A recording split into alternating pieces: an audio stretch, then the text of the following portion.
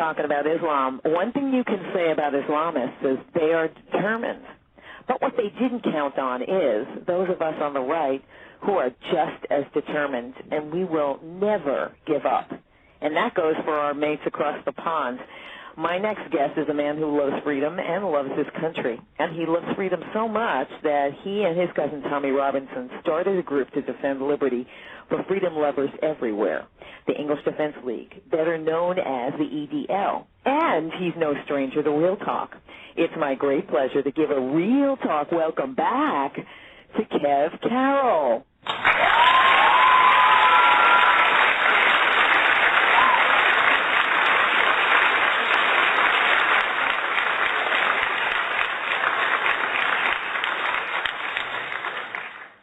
Welcome back, Kev. How are you? Oh, I'm fine, Audrey. It's great to be back. Thank you very much. I really appreciate it. Great pleasure. I and my listeners have been looking forward to catching up on the situation there in the UK, and there's lots has happened since we last spoke. Now, a lot has been happening on your side of the pond since we spoke last time. That started with the demonstration. As a matter of fact, you had a demonstration recently at Birmingham. Can you share about, well, the Muslim population in Birmingham, I understand, is about 22%. Well, can you share about what happened at the rally and what the media's response was to it? Well, the Birmingham rally Birmingham demonstration was a fantastic demonstration. It was quite difficult in the police liaisons because Birmingham is the second largest city in England, next to London, but it has the largest Muslim ethnic population in the country. Wow. It's the first major city in England to have a majority ethnic / Muslim population over indigenous English, if you like. So it's basically, it's being taken over, if you like.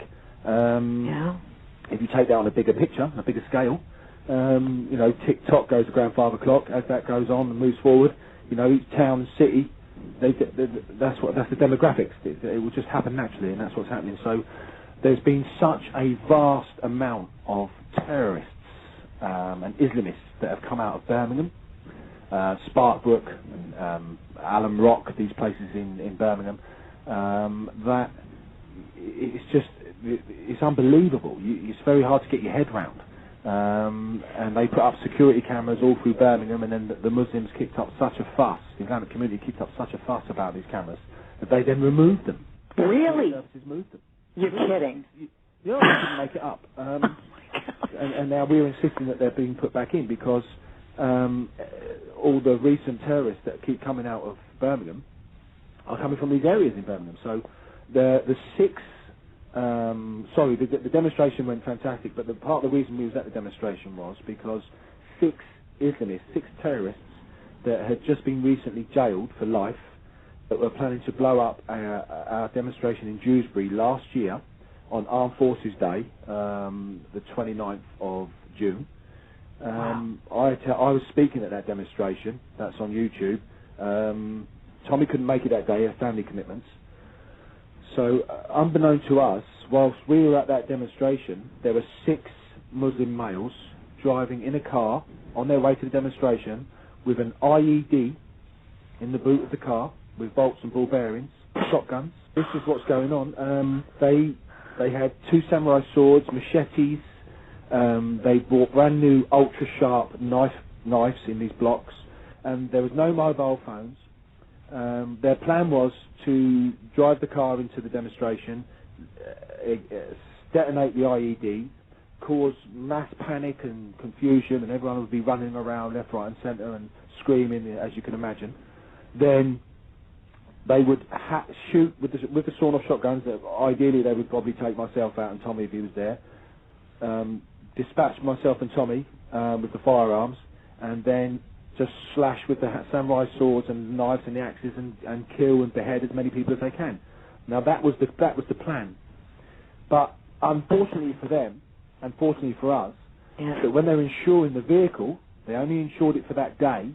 One of the Muslim terrorists pressed the wrong digit on the keyboard when he was insuring it online, And whilst they were on their way, they went past an AMPR car, police vehicle, which automatically recognises number registration plates, and it recognised that it had no insurance. So they spun around in the road and they pulled them over. Now, wow. the police didn't realise that the bomb and everything was in the boot until 2 days later. You're kidding. They actually gave the 6 Islamists a lift to Birmingham train station to get back home because they impounded their vehicle for no insurance. They searched the vehicle 2 days later and found the bomb, the samurai swords, the shotguns, all the ammunition, the knives, and a letter in the boot that said the Queen must die. She needs to die for the way she has let down her people and failed Islam. You know, so. Oh my gosh. This is what was going on. So the reason we was in Birmingham was that was partly because of it. Myself and Tommy, we attended the trial of these 6 individuals. They would only it's the biggest court in the land, the Old Bailey in London.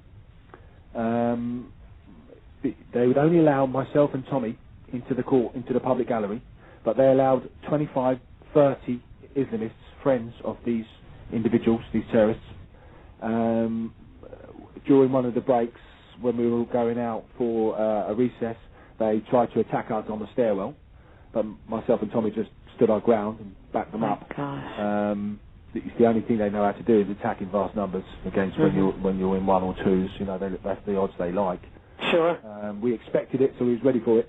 And then when we went back into the court for the third day of the trial, on the Monday they were getting sentenced. And I said to Tommy, and myself and Tommy spoke about it. We said, look, because they had a letter in their boot of their car saying the Queen must die, we thought, no, we're not having none of that. We're not having this. So we agreed that when the judge hit the hammer on the bench and said case dismissed once he'd sentenced them, we would both jump up and shout out across the whole of the Old Bailey court in front of the whole public gallery and the press and all the Muslims, so they could hear it. We shouted out, God save the Queen. I love it. and they responded by going absolutely mental. Mayhem ensued. So we sort of fought our way out of the courtroom, and because the public gallery was up like an operatic gallery, like a balcony. We were like 20 feet above the judge and the terrorists that was on trial, but we were only 2 with 30 of these Muslim Islamists in front of us, the friends of the terrorists. You know, isn't it interesting how the media and the government, in that case, and the same thing happens here, how they're ignoring the hostility and the violence of the Islamists, but yet they're focusing on you two? Come on. The peaceful ones they focus on. I did demonstrate with the court officers, and I did say to them, hold on, let me get this straight. We've got 6 terrorists that were planning to murder myself and Tommy and members of the English Defence League at a demonstration on Armed Forces Day, which is a sacred day for us because that's the day we pay homage to all our troops. So they were plotting to murder us and all our members in a horrific fashion, and so they're in court. So we're coming to court as the people that they were trying to murder. So we're sitting in the public gallery, but you're saying there's only myself and Tommy that can come in, but yet you're allowing 30 plus of their friends and families, their supporters. So myself and Tommy have to sit in the middle of these Islamists, you know, and they were making gestures with their hands across their throats saying that we were dead, you know. They're only sitting in front of us, you know. They're only in the row of seats in front of us. Myself and Tommy were just waiting for them to turn around. We'd already agreed if they turn around and they try to attack us, then we will defend ourselves, you know. You know, Kev, being that you two were the victims, you know, you were the targets, okay? You would think that the police would then, first of all, they would allow more than just the 2 of you in the courtroom, but also that there would be some protection and they would give you some type of, some area around you where they would protect you from the Islamists that were in the courtroom. That doesn't make any sense to me. Well, yeah, I mean, you would imagine they would do that, but to be honest, Audrey, me and Tommy didn't really want that. You know, we liked it. We wanted it like that. We were in our element, sitting in the middle of them. So, It irked them, yeah. yeah, and we were more than game, if you like. So we were ready for it, but they, what can I say? They were quite happy to, Oh, it's too bad that wasn't taped. No, put it out there. I don't care. It's the truth. We weren't going to take a backward step. We were in our nation's capital. We were in our nation's court, the main court in the land, and we were the potential victims of these psychopathic Muslim terrorists that just wanted to kill innocent human beings because. Incredible. Actually, the problem I'm just about to say, because we don't believe what they believe, that is true to an extent. That's the bottom line, yeah. But this is the killer line, Audrey. The excuse that they used in the court for their defence as to why they were on their way to kill us and kill all the members of the English Defence League with bombs and guns was because of the things that the EDL say. Yeah. Think about that, how irrational that is. So because we're criticising Islam and we're criticising Islamism and terrorism and we're questioning the beliefs, they are saying, well, that justifies us in death. Lives. Yeah, death. It's incredible. When you think about the religion of peace. What a joke. For more killings and bombings around the world than any other religion that doesn't call itself the religion of peace. Yes, yeah, exactly. Now, Kev, some cave under either threats or pressure by leftists. I have to put them in there, leftists and Islamists. And the so-called, I don't always agree, people say they're moderate, the so-called moderate community of Islam, as was the case for the benefit event that the EDL had planned to raise money for the Amelia May Foundation and those with neuroblastoma cancer. Can you share about that, Kev? Which one are you talking about, Audrey? Are you referring to the charity event that we're using for the football or for the charity walk? The one for the Amelia May Foundation, was that the charity walk? Yeah, it was a chat. At the time, the charity walk was trying to raise money to send Amelia May, God bless her, to America for the life-saving treatment, or Australia for the treatment, which had an 83% success rate. Now, for those that don't know anything about Amelia May, she was a gorgeous little 2-year-old girl that had neuroblastoma, an aggressive form of cancer. The family, her mother and father, and her uncle, her uncle's a serving soldier. The family, they're fantastic people, lovely people. They were desperate to save their child. I mean, who wouldn't be desperate to save their 2-year-old child? So they were doing everything they could. They were told by the NHS, the National Health Service, that the money that they would not pay the money, the £250,000, to send the poor child to Australia or America for the life-saving treatment. Now, when you think about Austria and places like Greece, now the second a child is diagnosed with this cancer, they're instantly sent to Australia or America for the treatment. Now, these are far less wealthier countries than ours, but because the strain on our NHS is so much, the money that's wasted from foreign aid and everything else, it's ridiculous. Right. Our children, our parents, mums and dads in this country are being told that their children have to die because there's no money. Now, £250,000 is what we call sweetie money. That's nothing in the big scheme of, when you start talking about money, £250,000 is peanuts. Now for a life.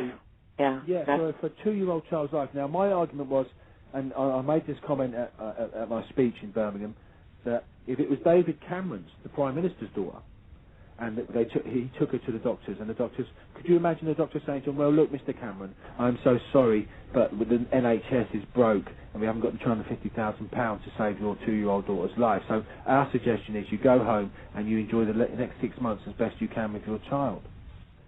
Now, could you imagine that? That wouldn't happen in 10 lifetimes.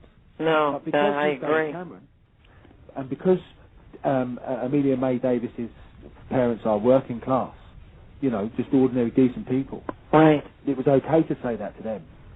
Now, that doesn't work in my book or Tommy's book or anyone's book as far as I know. Now, a 2-year-old child, I don't care whether she's rich, poor, middle class, upper class, she deserves to live, and her parents want her to live. So we said, no, we're not having this. So we got on board to raise the money. When we got on board, there was approximately £80,000 raised. Within 2 or 3 weeks of us being involved, there was £150,000 raised. So there was a massive jump. And then myself and Tommy said, look, let's do a charity walk across one side of London. And this is where we incorporated, we'd invited Pamela Gell and Robert Spencer, two good friends of ours, lovely people, to come over and help us, because in the same turn of events with Amelia May, trying to raise funds for her, Lee Rigby had happened, the beheading of our British Armed Forces servicemen. Around the same time? In the same scope of weeks. Wow. So what we did, we said, well, look, what we'll do is we'll invite Pamela and Robert, because we can do the charity walk, but then we can lay flowers with our cousins across the pond. It would be a fantastic gesture to show support for our American cousins across the pond, and in England, the fact one of our servicemen has been brutally beheaded in our nation's capital in broad daylight by Muslim extremist psychopaths. So that was all on the cards, and we'd had flowers made for Robert and Pamela, a fantastic Stars and Stripes made, a Union Jack, and Lee, and some beautiful spread of flowers as well. And we were just, when we were coming in from the charity walk for Amelia, we were there at the last quarter of mile. We were going to link up with Pamela and Robert, and Anders Grabbers as well from Denmark. So we were going to link up with them, and we were going to walk in together, myself, Tommy, Pamela, Robert, Anders, and we were going to lay flowers at the scene of his murder. Horrific, brutal murder. That's what it was. It was an absolute horrific thing. So it was just the, it was the thought of it. It was the emotion of it. Or it would have been a great message to send out across both sides of the Atlantic, and just to show support. And our Home Secretary Theresa May intervened, because there were so many complaints from the Islamic community and from the leftists and the leftist media, saying they call Pamela and Robert hate speakers, hate preachers. Yeah, that's what it is to the left and Islamists. Truth is hate to them. Well, truth has become the new hate speech. That's what's happening here. That's it. And it's become so bad that anyone speaking the truth now is classed as the enemy. You're it's scary. It's scary. Social. You should be silenced. You're speaking the truth. You're not allowed to do that. And that's what's happened over here, Audrey. So when they banned Robert and Pamela from attending the charity walk and the laying of the flowers, to me that was, as far as I could tell, that was highly illegal, because every single week there are hate preachers coming here from Islamic countries across the world, from Egypt, Iran, Afghanistan, Pakistan, and some of them are coming from America even, to come here to our universities and preach absolute hatred, to spew absolute pure hatred against the Jews, anti-Semitism, against homosexuals, against Christianity, against Hinduism, against Sikhism, against everybody and anything that's non-Muslim. And they're being allowed to do it, and they're being accepted. So when you think about someone was coming to lay flowers and to join in a charity walk, and they were banned by the government, what's upside down, back to front, topsy-turvy here? This is all.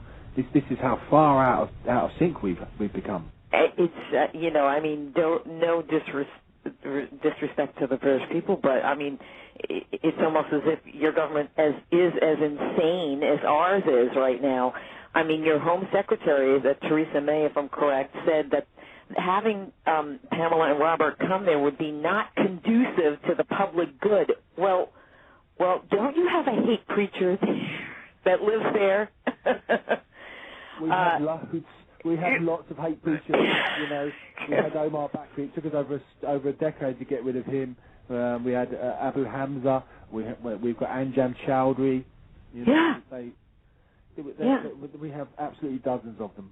I mean, Chowdhury, he wouldn't condemn Lee Rigby's murderers. I mean, as a matter of fact, I think he was even in a video with one of them. And he suggested that one man killed in the street was hardly appropriate vengeance for those killed by Britain and the U.S. in wars overseas. And that is conducive to the public good? I don't understand this. Well, it's scandalous and it's outrageous, but this is the language that they use. It's they try and use this gobbledygook poppycock language to try and pacify the public about their actions, but it doesn't work because the problem is the government think they're talking to our parents 40 years ago. You see, where the world's a small place now with the internet, and people are much more astute. I'm not saying we were more smarter than our parents, but we know a lot more. The world's become a much smaller place, and we're much more well informed. And so when they try to do these, they're still trying to do the same tactics they were using in the 70s and 80s. Well, that just doesn't wash anymore. We know the truth and we know what's going on. So when they try and torture us like we're children, it's not only insulting, it's outraging. So, it's just about who's prepared to stand up and say you're not prepared to take it. It takes what you and Tommy and the other members of the EDL have, courage to stand. It's power, speaking power, truth to power, actually. You're speaking truth to those in positions of power. You mentioned, too, there was another event, but there was another charity event, and it was canceled but they had no problem with having another so-called charity event, in that case, of goals for Gaza. Can you explain what happened there? Yes, that's... it's insane, but... you couldn't make this stuff up. It's like an episode of Saw Part 26 in the Disney version. It's right there. It's crazy stuff because this is again linked with Amelia May. God bless her soul. Now, obviously, when myself and Tommy were doing a charity walk, we were arrested. We got arrested I just have to add that when we were doing that charity walk to raise money for Amelia May, it was all the police liaised and everything was official. But when we got towards the Muslim area, the police interceded and said, no, you can't go down there past that mosque or you'll be arrested. And we said, no, they didn't say we'd be arrested. They said you could be arrested. And we said, well, will we be arrested or won't we be arrested? If you're telling us we will 100%, then we won't go down there. But if you're just saying maybe, then we're going to go down there because it's the shortest route. We're against the clock. Well, let me ask for a second. When they said you could be arrested, meaning that the British police were going to arrest you? The British police were going to arrest us for walking in the Muslim area. That is nuts. It's crazy, and they're actually enforcing Sharia law there by not allowing non-Muslims to walk into a Muslim area, specifically myself and Tommy. But the problem was that during that walk, two individuals approached myself and Tommy and assaulted Tommy and myself. And so we was assaulted on the charity walk. The people that assaulted us were caught on camera. They did it right in front of the police. But then myself and Tommy were arrested, and then we were celled in the jail for the night. And then you were arrested, but you were attacked. You were the ones that were attacked. That's it. We were wearing T-shirts. It's on YouTube. It was the most watched video in the world for 2 days. Yes, I did see that. On YouTube. We were wearing T-shirts with the picture of Amelia May, God bless her, and the Just Giving page for the charity. So I'd already spoke with Tommy prior to that and said, look, if we do get any harassment, we just hold it down and we maintain a dignified stance because we represent the 2-year-old child here. So if anyone's going to be foolish enough to attack us, then let them look the idiots. And lo and behold, two leftists, they're what they're called Antifa. They're the leaders, the main two heads of Antifa in England. They approached us and they assaulted us. But then the police arrested myself and Tommy, took us to jail, jailed us, and then the next day bailed us, and we're still on bail now. And I said to the police, let me get this straight. We're doing a charity walk for a sick child, for a dying child. So during that charity walk, we're assaulted by two individuals. So you then arrest myself and Tommy, stop us doing a charity walk, and then imprison us over for the day. Then, when we come out, you then put us on bail. We're on bail. For what? For being assaulted doing a charity walk. You couldn't make it up. This is incredible. I'm not lying. The police, in the interview and in the police station, the police officers that had to do the dirty work, they were absolutely dying of embarrassment. I could see it in them. So for Tommy, they just didn't know what to say. One of them that put the handcuffs on me, he said to me, Kev, they're not too tight, are they? And I said, no, they're all right. He went, no, I'm just sorry about this.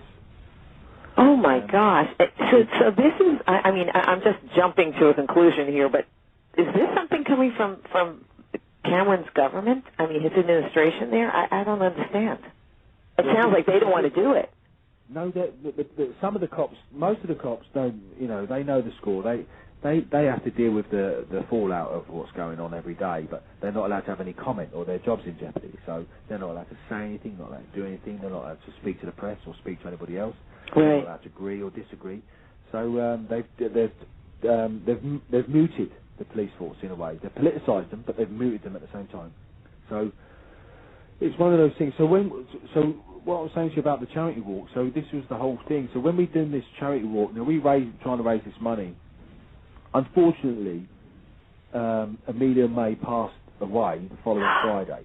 Oh my God! Now, this was very upsetting, and myself and Tommy, it was very upsetting for everybody involved, family and people that was involved, because the English Defence League was so good, they were so gracious, and the general public was so good. The British public are so generous, especially the English Defence League. They gave so much to raise money and so much time and effort. You know, it was a bit of a goosebump thing for myself. You know, it was a fantastic effort by everybody. You know, and it was just great to see. You know, and everybody rallies around to help children, so that's the way it should be. But so God bless the EDL, they're great people. Yes. So unfortunately she passed away. So then myself and Tommy were invited to the funeral. So we went to the funeral. We stayed there that night with the family members, and you know, went to the wake. They only wanted pinks and bright colours because they didn't want anybody dark coloured and sad. You know, she was only 2 and her favourite colour was pink. Oh. So we went through that and we done that, and then we returned back to Luton Town, and we decided to, the brother-in-law, the uncle of Amelia May, the serving soldier, and the family, they said they didn't want to let this go unpassed. They wanted to start a foundation in Amelia's name, which was fantastic because they released doves at the wake, 2 white doves at the ceremony, and it was a beautiful thing. It was a great moment, and so they said we want to start the Amelia May Foundation to help other children in a similar situation, but trying to help them before the latter stages of it. So we said we would help. We weren't prepared to just walk away. We said we'd adopt this as the English Defence League. We would adopt this as our personal charity. So we said we would organise lots of different charity things. So we organised a football event, a 5-a-side football tournament in our local sports centre. Okay. The uncle said he'd bring a couple of teams down from the other side of the country, and people were coming from all over the country, all over Great Britain to participate. And it was all up and running. We were ready to go August 17th of this month.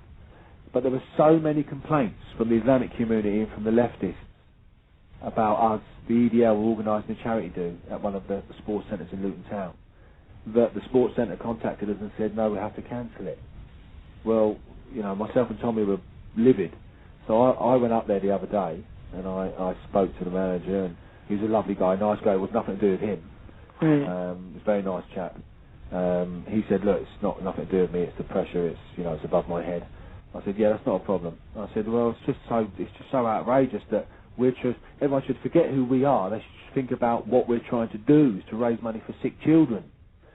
And they said, you know, well, it is what it is. And I looked on the counter and I saw these leaflets, and they said, Goals for Gaza. And I said, what's this? And he said, oh, it's an event they do every year. I said, what do you mean? He said, well, it's Goals for Gaza. So I read it. And it's online, you can see it yourself. And it's by the Ummah Welfare Trust. They raise money for Palestinians. Oh boy!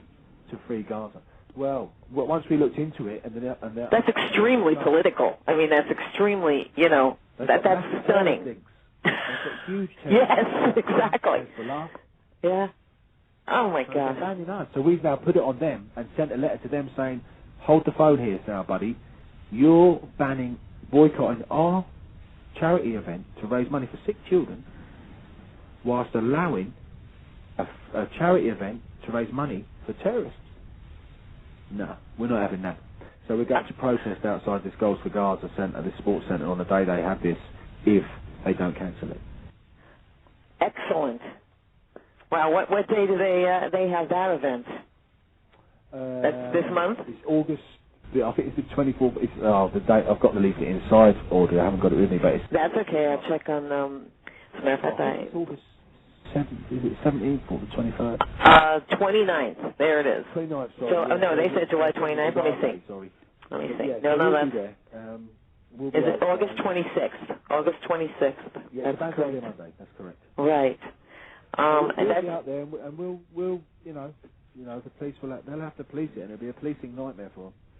We'll be there in spirit with you. I mean, that is just, exactly, yeah. this is, I'm telling you, that is incredible. And especially when it comes to Gaza, then you really have my ire. Yeah. To me, I put a statement out after that, and I said, as far as I'm concerned, this Goals for Gaza is simply raising money for A, terrorists, and B, to fund and buy rockets to attack Israel and to buy guns and bullets and IEDs to kill our troops in Afghanistan. That's the bottom line. That's where that money will be filtered down to. That's the bottom line for me. That's where it'll end up. That's exactly where it will be. Yes, exactly. So it's just a big front, everything's a front. They raise money, and it's just all these fronts, the Islamic reliefs, Islamic and then they cry victim.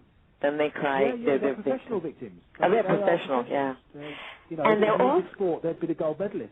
Yes, yeah.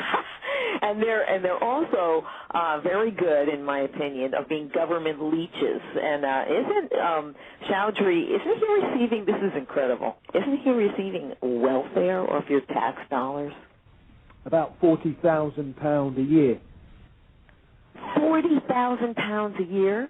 Yeah, approximately. He's a qualified solicitor, but he refuses to work because he said it's part of his economic jihad against this nation, and he says to all his he says to all his followers, which the Lee Rigby murderers were also two of them, he tells them all, do not work, do not pay taxes, drain the system, sign on the benefits, use the NHS, claim everything you can, drain the system of all its finances. That's the economic jihad. And your government knows that he's doing this. Oh yeah, he tells it to the national papers. He stands out in the streets of London. He'll tell the news reporters face to face. He makes no bones. And they're still giving him your tax dollars. Yep. Him and thousands and hundreds of thousands of others.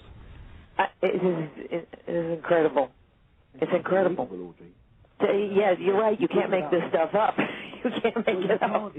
And it's very frustrating for us over here because you feel like banging your head off the wall because it's one thing after the other. And even now, you see our media, Audrey, it's incredible. And I'm sure you've got the same problem in America, these leftards. Yeah. Most of our media are seriously leftist. They've got a real sickening socialist agenda. Ditto. We have the same thing here. We call them libtards.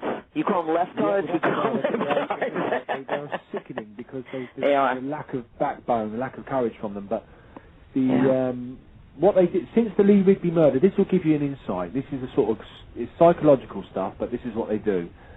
And it's all. I know it sounds mad, but it is a conspiracy between the authorities and the media. They are colluding together because it's to keep the public in the dark. Now, Lee Rigby only happened a few weeks ago, comparatively.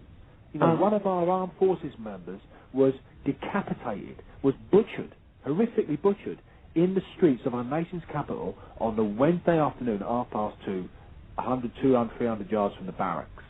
Now, as heinous and as horrific as that crime is, that the media, to me and to everybody else, they didn't make as big a meal of it as they should have done. Now, what I mean by that is, as we're speaking now, there's nothing in the news about it. They buried him. They done all the necessaries, but it was exactly that. They only did the necessaries. Whereas, if I can spin it around its head for you, if that was an imam, or that was a religious cleric from Islam, right, we would still be hearing about that 24 hours a day on every newspaper. It would be still on the front page. We're talking about one of our servicemen that was beheaded. Yeah. And they're just not talking about it in the media anymore. There's some sort of carte blanche silence that's gone across all the media, from the television to the papers. They're just not talking about it anymore. You know what? It's disgraceful. It's twisted, and it's just like our media.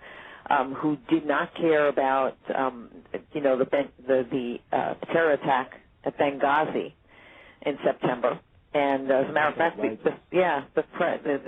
press secretary, when asked about it, said, "Oh, that was a long time ago."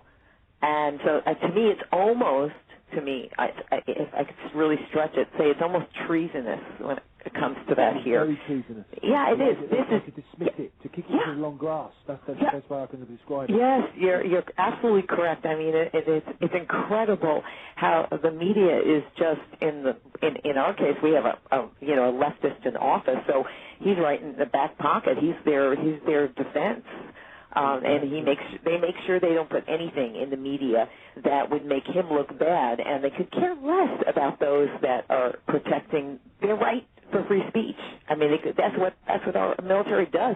They're protecting our freedoms, and they could care less. And you have the same problem there, sadly.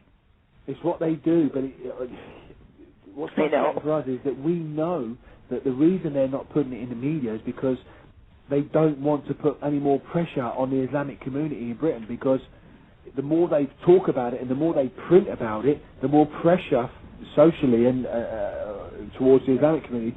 So what they do is they deliberately and purposefully spike the story. They don't want to talk about it because it upsets the Islamic community. And the first thing the Muslims did to me, when I said to them, "You monsters, you've murdered one of our soldiers in broad daylight, unarmed. You've butchered him." One of them said to me, "Yeah, but since that, someone's thrown some bricks at some mosques." Do you see what they? Standing there looking at them on my mouth. I'm laughing not because it's insane to me. This is what they do. How horrid the crime or what the atrocity, they will always play the victim. They will always cry persecution. What about us? We know that some of our people chopped off one of your soldiers' heads, but somebody's thrown some bricks at a mosque. Somebody's pulled the veil off. And they equate those. Yeah, how do you equate those two? That's insanity. They do the same thing here. They report, interminably. It just doesn't end about somebody writing some graffiti on, for goodness sakes, on the sign in front of a mosque here. And they're reporting it over and over and over. Oh, it's a hate crime. It's a hate crime. And yet, a Muslim in the state of New York here beheads his wife because she's leaving him. She's divorcing him. And they talk about it for, maybe a few weeks, and that was it. Well, that was it. Since Lee Rigby, Audrey, there's been 3 more beheadings. Not of soldiers, but of civilians by Muslims. Oh, please tell us what that. Now, that's not being heard at all. It's being squashed in the media because David Cameron come out and said this beheading that keeps happening, it's totally un-Islamic. Well, no, it's not. It's Islamic. Muhammad beheaded 700 Jews in Medina. Oh my God! Yes, exactly. An entire tribe. They behead all prisoners. Yes, an entire tribe of Jews every day of the week. Yes, this is something that is in the Hadith. This is what he did, and it's the example he's left, and we're still seeing it. And yet we have leaders, and I really, I have a lot of compassion for the fact that here you have he's supposed to be a conservative, Cameron, and he jumps to their defense as if he's their advocate, he's their lawyer, he's the come on. And he also said it's not Islam that has to integrate with British society. Yes, that was that should integrate and assimilate with Islam. Oh my gosh! We need a prime minister saying that. If I was a cynic, I'd say I wonder what they have on him, because to me, it makes you wonder, right? It makes you wonder. But I do want to touch on one more thing before we finish. Is I can't gloss over this. I have to touch on it because I'm so vehemently against the sex trafficking, and especially when it comes to Islam. I mean, it's endemic to them, and they don't want to. Nobody will admit to that except for the people who are telling the truth. But the Muslim child grooming gangs, they call your media calls them Asian gangs. They just will not use the word Muslim or Islam. Just like But can you tell us about what happened with those 8 Muslim men? Well, there's been so many cases. I mean, just since they've been doing it since they came here for the last 35 years. So it's not just one gang. This is the problem. Just since 2010, Audrey, just since 2010 alone, there's been 56 organised Muslim mafia gangs that have been drugging, raping, and pimping. 56? Did you say 56? 56 gangs. Now, oh my gosh! Those 56 gangs, they have either been investigated as we speak, arrested, charged, or found guilty. Now, or are in court as we speak. Now, when I say these gangs, that one particular gang, to give you an idea of the scope, a gang in Telford, Shropshire, a gang of 15 men between 24 and 61, systematically raped and pimped and drugged 66 young girls between the age of 9 and 13. Oh now, my gosh. This is going on across the country. It's epidemic. They try and say it's nothing to do with religion, it's nothing to do with Islam. No, it is. Because these Muslims, all the men that are doing it, are 99% Pakistani Muslim. They're not Asian. They're not Muslim. No. They're not Sikhs. Sorry, they're not Sikhs. They're not Buddhists. They're not They're not Hindus. They're Muslim, and it's like like Superman. It's kryptonite. The words now, Islam and Muslim are kryptonite to the media. They're targeting non-Muslim children. They're not targeting. It's not Muslim children. It's not Muslim children. They're specifically being targeting. And if I was really obnoxious, I would say it's also racist because most of the time they're white, aren't they? The young girls. 99% of them are white. Hello. Yeah. There you go. Yeah. See, that's not racist, huh? That's not. But then this is what we say. This is our argument. But what really gets my goat is when they say the word Asian, because you're incorporating. It's the largest continent in the world, and yet you're tarring the whole of that Asian continent with the word Asians. It's not Asians. It's not Asians. All my Sikh friends and our Sikh Hindu friends and Buddhist friends, they are pulling their hair out in frustration because they're becoming so enraged. Because every time one of these gangs gets brought up into the media, the media and the television, they say Asian grooming gangs. Oh my God. Now, it's not the Sikhs, it's not the Buddhists, it's not the Hindus. No, Muslims. It is an Islamic and Muslims. This is what people need to do. They need to understand. Muslim. These gangs are Muslim. Now, 56 of these gangs, just since 2010, I've been talking to a lady who lives on one of the British Islands, and she said she was dragged out of her school playground in 1972 by 5 Pakistani men who dragged her into a car when she was 9. They also dragged out 8 of her friends over a period of weeks, and they multiple times raped her in a car. Oh my gosh! Oh my gosh! She said, she's still got massive emotional problems about this now. I talk to her regularly. She phones me. She gets very upset, but she says you need to stop saying that it's been going on since the 90s. It's been going on since the early 70s, and it's just that no one spoke about it. Now, one of our senior police officers in the Midlands, he's already admitted the fact that they knew it was going on for 20, 25 years, that young non-Muslim children were being systematically raped and pimped and tortured and stuff, like the Oxford case that's just passed. They were torturing them kids.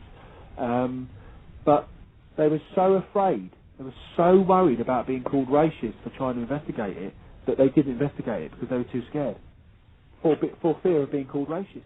Now, I've said this in my speeches. If I could stop one 10-year-old child being raped by 5, 6 Muslim men abusing her, then you could get a branding iron and burn racist in my forehead, and I'd wear that gladly.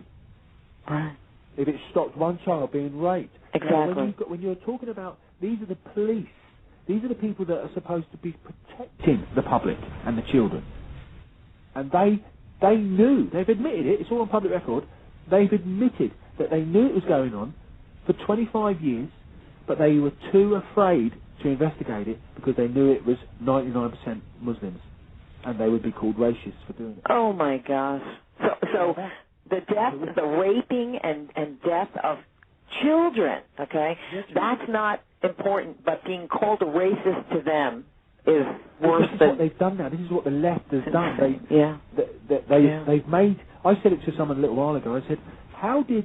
Look, I don't like racists, and I'm not a racist, but how did the word racist get up there with the word murderer and rapist.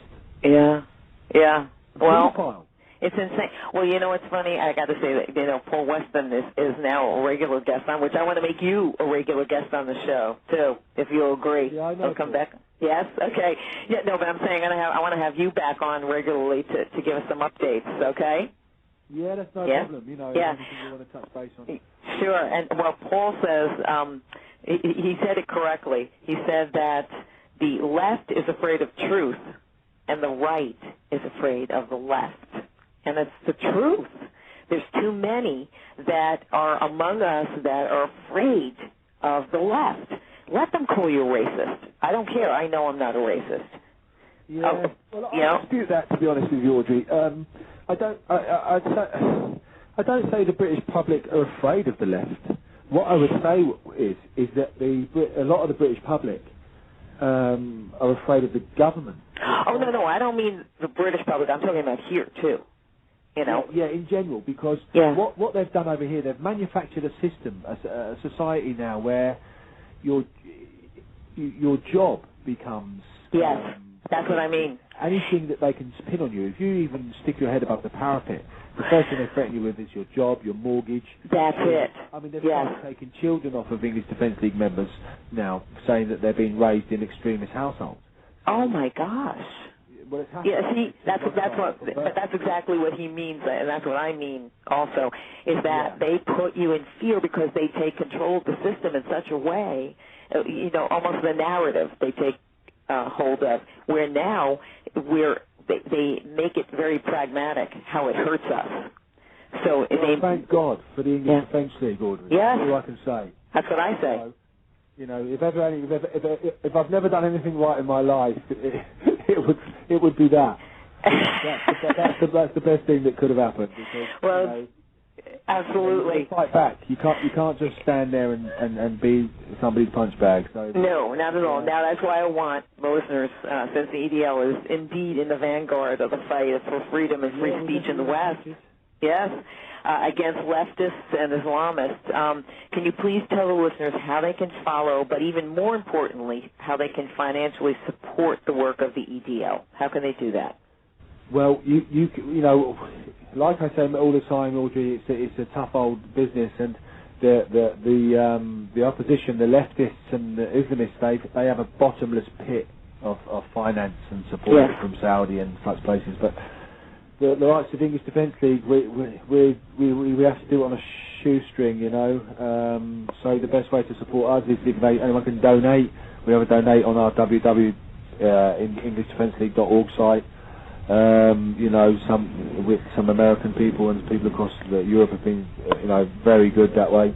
You know, that's the way to help, because what we've done on a shoestring is phenomenal. We've become global, and we've become probably the biggest thorn in the side for the leftists and the Islamists. So, and that's because more are on your side than you realize, and I want them to have the opportunity to support you. That's the English Defense. Now, in our case, we spell defense with an S, so this is with a C. EnglishDefenseLeague.org is where we... Yes, www.EnglishDefenseLeague.org. And the donate button you'll see on the right side. So, on the side you'll see a donations button. Right. So if people want to help, God bless them, fair play, you know. And absolutely. We keep doing what we do, we keep protesting, and we keep rattling their cage, and, you know, they're obviously not happy with us because... you know, the lengths they're going to try and stop us. Yes, but they can't because you know, we're not racist, we're not violent, we're just no longer silent. Exactly. I like that. Not racist, not violent, no longer silent. I love it. That's awesome, Buck. That's phrase I coined in Luton. Yes, you did. I can see some T-shirts with that on it. To be fair, it just come out one day when I was at a Luton demo and Luton demonstration, the first one we done in Luton, and I was on stage and I was... Look at that, you're a poet. Oh, yeah, I'm a poet, I didn't know it, yeah. Yeah, poets don't know it. Well, thanks for fighting the good fight, you know, across the pond, and we appreciate it, and that's why I want our supporters, and you have many supporters here, whether you realize it, it's growing. America's great, you know. I'd just like to say a massive thank you to all America, you know, and to Pamela and Robert, you know, who are great in what they do, and all the counter-jihad movement over there, and to the American public, you know, especially yourselves in New York. I love New York. like I said last time, if I could afford to live there, I would. Can't, so it's not going to happen. But yeah, it's great because I see what people are doing in America, and it's great to see how patriotic, and how gung ho people are in America, and how much they love the Constitution, and how much they hate, socialism and communism. It's great, and I get a big kick out of that myself, seeing how much the Americans are prepared. Yeah, it's a bit. We give a good pushback. Yeah, that's what we have to continue to do. America, so it's never a true word spoken. And I look forward to having you back on for another update. Yes, I appreciate it, and